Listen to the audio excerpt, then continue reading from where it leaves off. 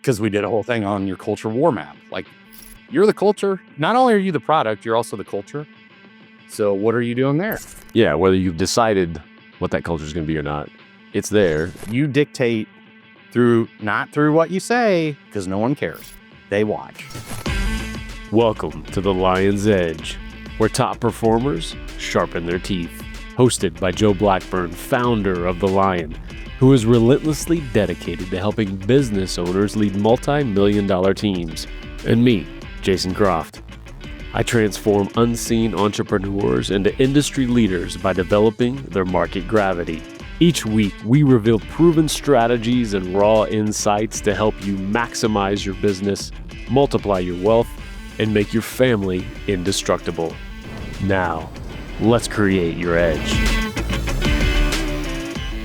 Yeah, this idea of identifying the problem, right? How do you figure that? Sometimes it's so obvious. We've got this bottleneck, we've got this issue, or it's Bill in accounting. He's the freaking problem, whatever that is. Sometimes it's obvious. Other times we look up and it's what is happening. What happened this quarter? What is that? Is there a methodology to kind of go down the list and cut the bullshit? You basically walk through all the things you're doing, and then you want to look at, all right, I don't know if this is helpful, but is what I'm doing right now getting me closer to my goal?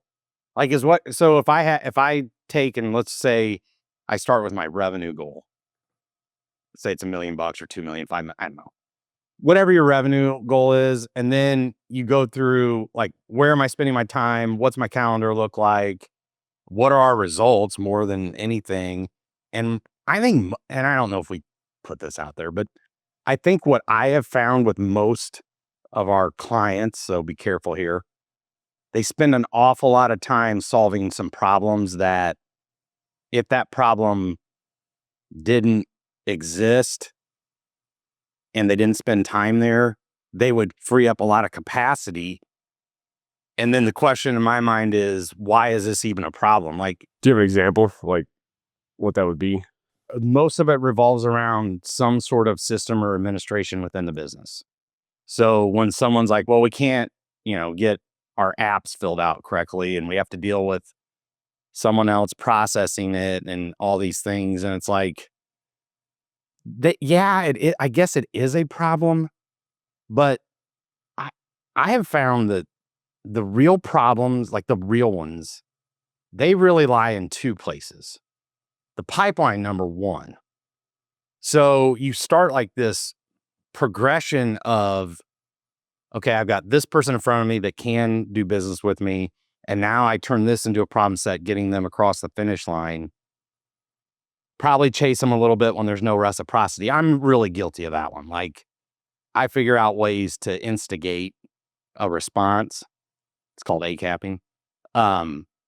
Where if your pipeline, if you did the pillars work or your SEO, whatever it is, if your pipeline was filled, you wouldn't spend your time there because you would have more people to go back and talk to about, your business.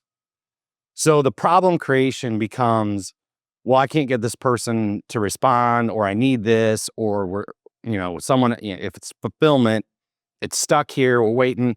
And those aren't, I don't know if I would say those aren't real problems.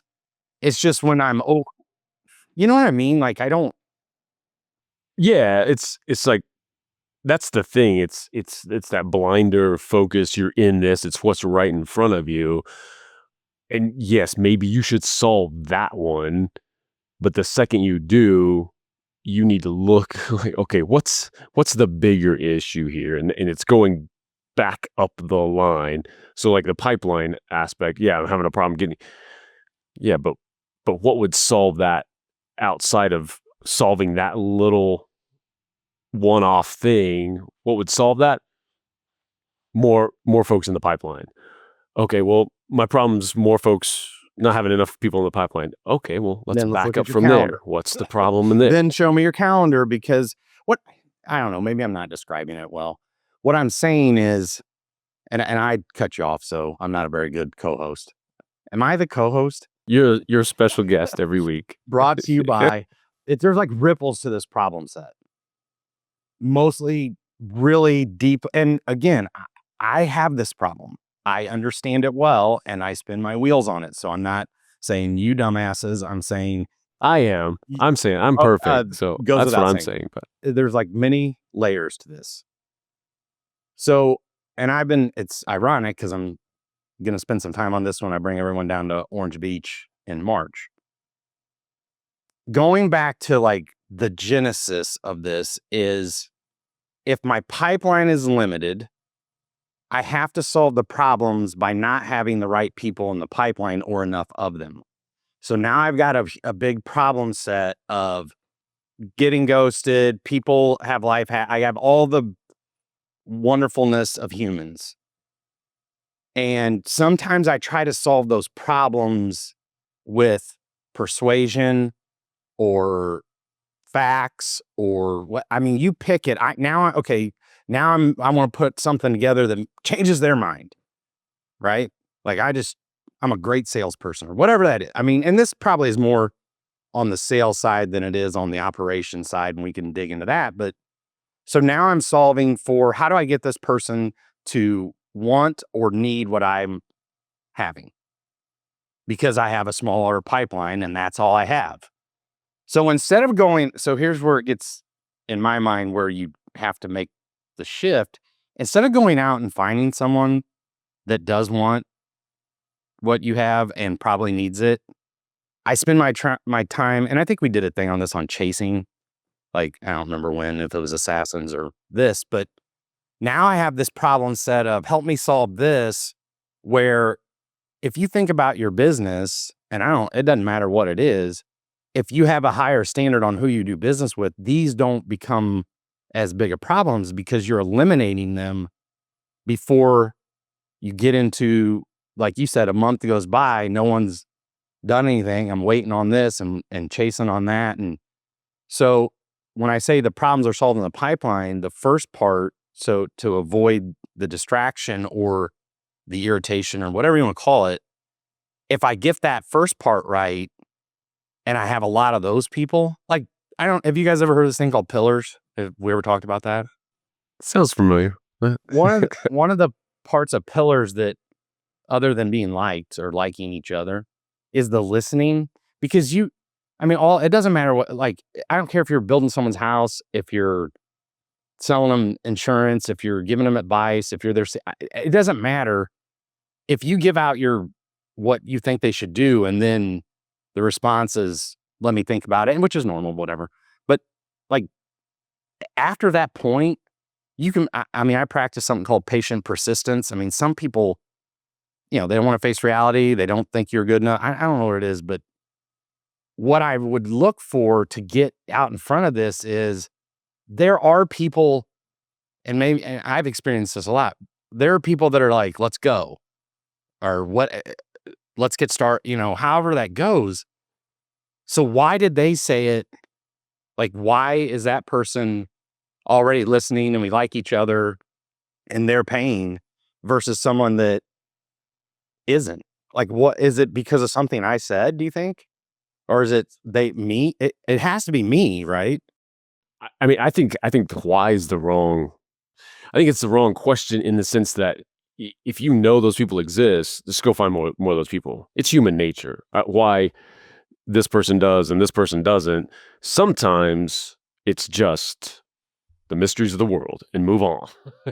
Which brings me back to fill your pipeline and spend time on the people that are at least going through the steps. Like, we talk about the mini closes and being nasty, best next action step to yes. I totally stole that and I love it.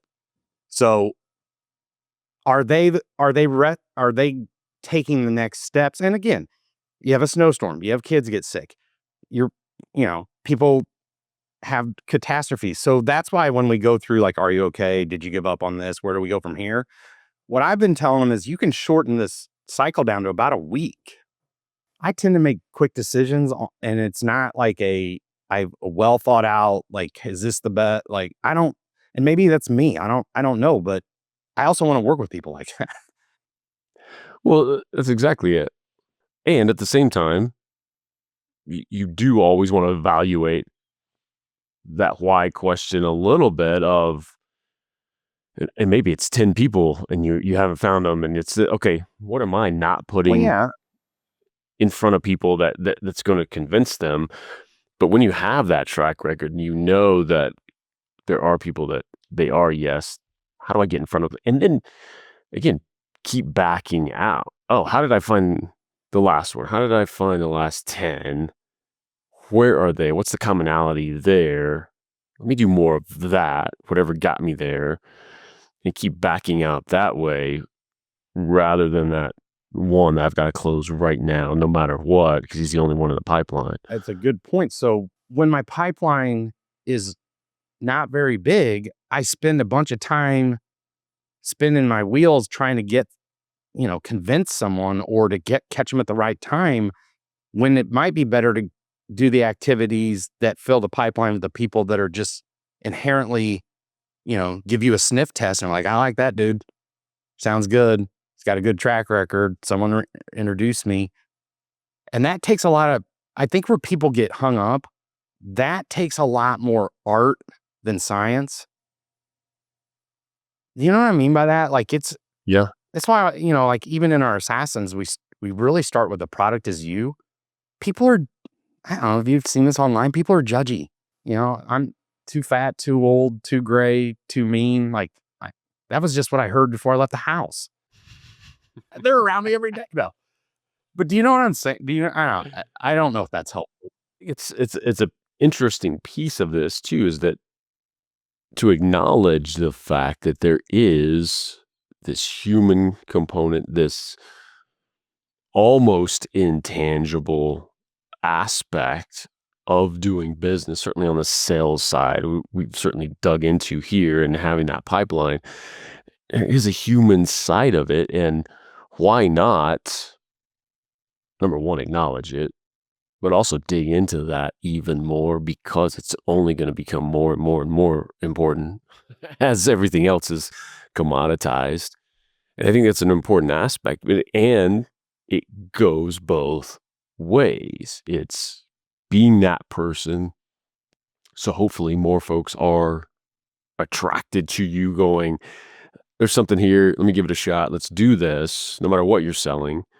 But also the other way, and not forcing someone in just because the money's there. Like this, I listening to your gut, knowing, having that feeling. I know this isn't going to work out. I can't even fully tell you why. I just know it. Let's move on and get back to having a full pipeline. You can act on that and trust your gut in that situation. 100% agreed. And when the pipeline is scarce, you tend to be more lenient on who you let into your life out of necessity, which you got to make business decisions. You got bills to pay and people to pay. You Yeah. might have to do that, but at least recognize, okay, now I know the problem that maybe isn't on the fulfillment side. Because most people on the fulfillment side can backstage might be you know, a mess, but on front stage, they can probably execute it. Given all the things going on, they can probably still fulfill. But getting the right person to begin with is more valuable long term, especially on, reoccurrence or lifetime value of a client. It's hard to spend a lot of time and energy on people that just aren't a fit. And I'm not going to go as far as to say that the no asshole rule, like that's an immediate, like you can tell that one pretty quick. Like just move on. Like do not spin your wheels on, you think you're going to convert someone's humanity in a short period. Right. You owe that to yourself Yeah. and your whole team and anyone that they'll interact with on your side. Yeah. And the dichotomy is all the money's in the follow up. Look, we can bring some sales gurus on. They'll tell you how to close somebody in one meeting or whatever that is. And it happens, but usually who that happens with is the person we're talking about. If you have a process, probably refine your process and your filter is a good step.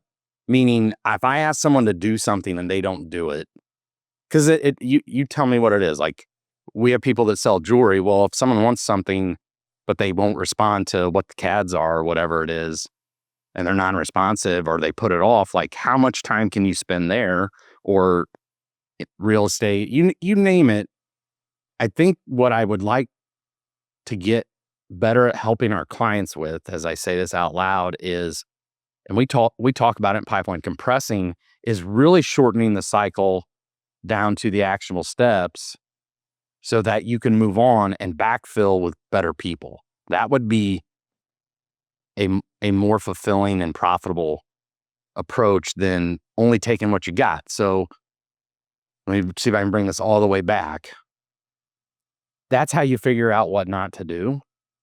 And if you look at your calendar and all you're doing is trying to pull people through that aren't willing to go through what you're asking them, you got to ask yourself, is this the right person? The deep irony of this conversation is I made a decision this morning. I'm like, I'm not texting this person again.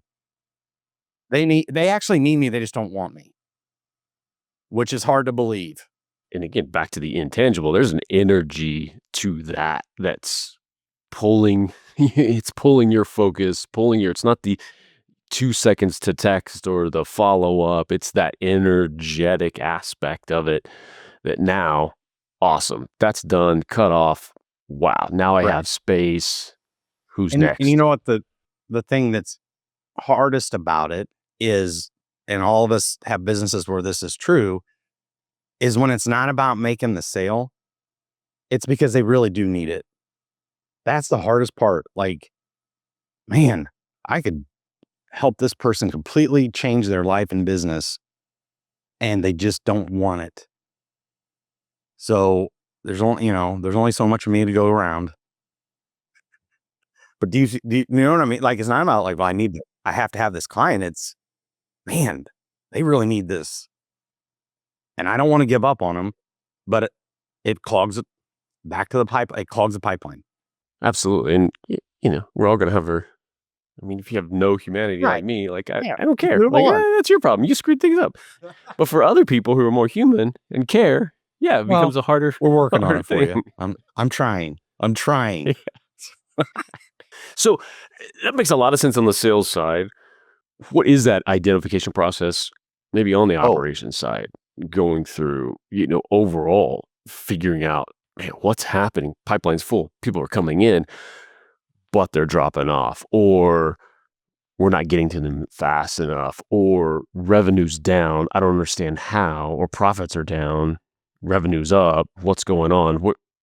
How do you first dig into that and start going down the checklist to identify what's going on?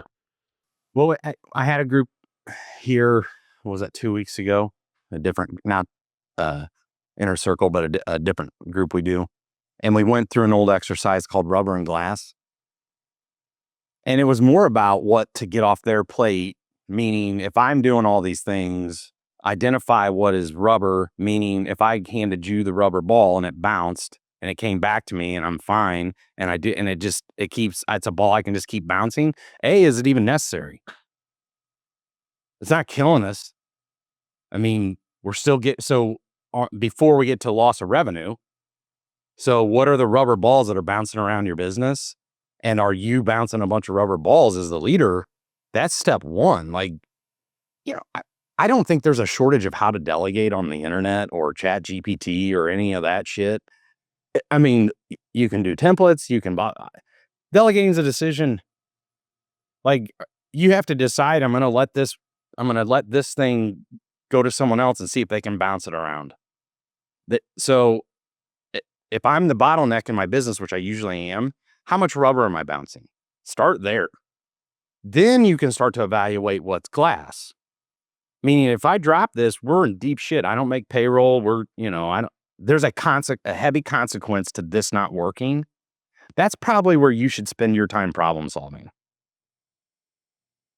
And if you want to really grow, like as the kids on the LinkedIn say, if you want to scale, you can't handle all the glass either. But it doesn't, I probably wouldn't start with, here's our most important thing. Can you go, see if this shatters? So the exercise is like, list out all the rubbers. Did I say that? Rubber balls Yes, I'm 13 in the mind. Don't hold it against me. So all the rubber balls, and then distribute those, and don't just like, you don't want to whip them at your people. Like, here's something that I believe you can handle. Go see what you can do. You can give them guidance and use your framework and all that shit. But then the glass ones, like, and you might find out they're not even the ones you're focusing on aren't even glass. I did see that a couple weeks ago where it was like, everything's glass. Well, no, it's probably not. We have a worksheet or whatever on it where then you can evaluate them and get the rubber balls off your plate. And if you have someone you're developing, which is important, maybe share a glass ball with them. So that's like the operational side. Like, and I think most people will find if they're leading the business, there's probably 1 or 2 glass balls for them, and that's about it. It's probably how they lead their people. Because we did a whole thing on your culture war map. Like, you're the culture. You're not only are you the product, you're also the culture. So what are you doing there? Yeah. Whether you've decided what that culture is going to be or not, it's there. You dictate not through what you say, because no one cares. They watch. As my mentor said to me when I was fortunate enough to have my own shop, you're in the fishbowl now. I drove through 11 blizzards the first year, 34 miles from Bloomington to Peoria, because the markets were open and our client associates couldn't sit at home. We had to open the office. And what was I going to say? Oh, you guys have to come in. I'm not. I'll see. Have fun. And by the way, we had an office in Bloomington that I could have just drove to and done the same thing I did in Peoria. I think it was I may be over exaggerating, but I believe it was 11 official. It was the worst winter. But I'm not saying that to toot my own horn. It's because if I'm asking them to do it and I stay home because it's dangerous, what is that? Like, I could say all I want. They're going to say, I'm doing anything. I'm not helping anybody. So that's the fishbowl effect of they're watching all the time, and they're mostly watching the in-betweens of how you carry yourself, what's your standard, all that stuff. So good starting place is just make an evaluation. What's rubber? What's glass? And guess what? You might hand a piece of glass that you thought was rubber off. So back to delegating being decision. Make the decision and clean it up if you have to. But move forward, take action. Let's go. Yes. You've just experienced the Lion's Edge. If this episode lit a fire, if you're ready to push past your current ceiling, there's more waiting for you. Want to see what it takes to become a member of the Lion? Visit jointhelion.com to discover how successful entrepreneurs become unstoppable forces. And make sure you never miss an episode by hitting subscribe wherever you get your podcasts. This isn't just content. This is your edge.